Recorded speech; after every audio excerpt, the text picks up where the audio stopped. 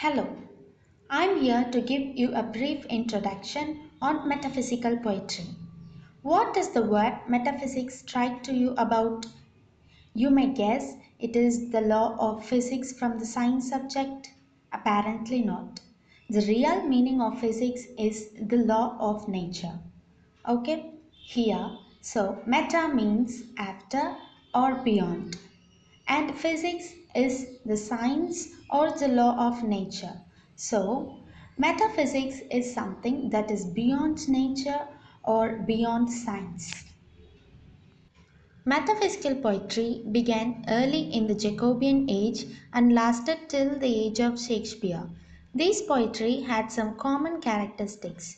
One of the unique characteristics is the usage of conceit, meaning extended metaphor or a complex logic. Conceits are used to compare far-fetched images and yoking it together as one which our common mind cannot imagine it as a possible thing.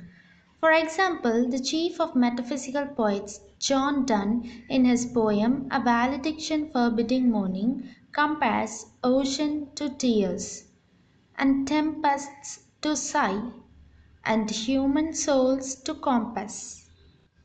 Similarly, the other famous poet, George Herbert, compares a pulley to a human mind and Easter wings to resurrection. These far-fetched comparisons are called as metaphysical conceits. Clear? The other characteristics in the metaphysical poetry is the motif of carpe diem. Okay, before I tell you what is carpe diem, let me ask you a question. What would you do if you come to know that the world ends tomorrow? Will you be afraid? Will you be happy? Or curious to know about the afterlife?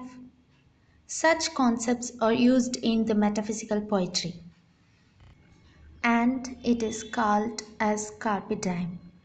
Carpe diem is a Latin term, and the English meaning of carpe diem is to seize the day or capture the moment before you die. Metaphysical poets used this theme at two levels of meaning. The first meaning is the worldly level of meaning, that is, to eat, drink, and be merry as if the world ends tomorrow.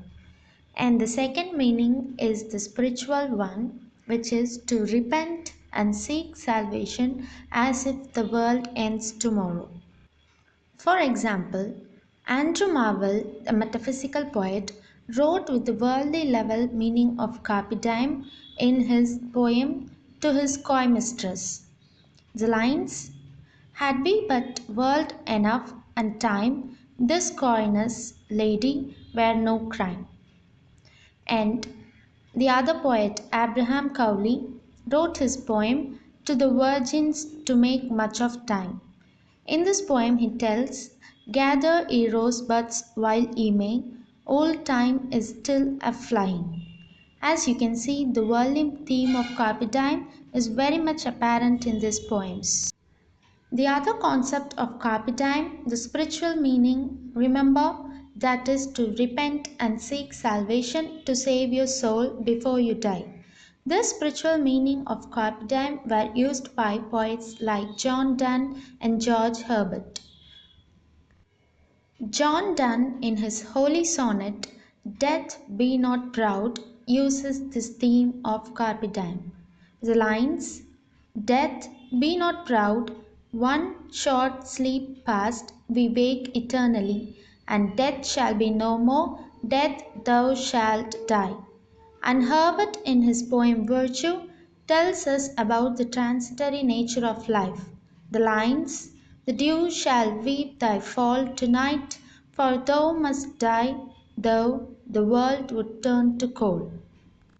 As you can see, the usage of conceits and the motif of carpe diem were the common characteristics of metaphysical poetry. Thank you so much. I hope you have learned a glimpse on metaphysical poetry.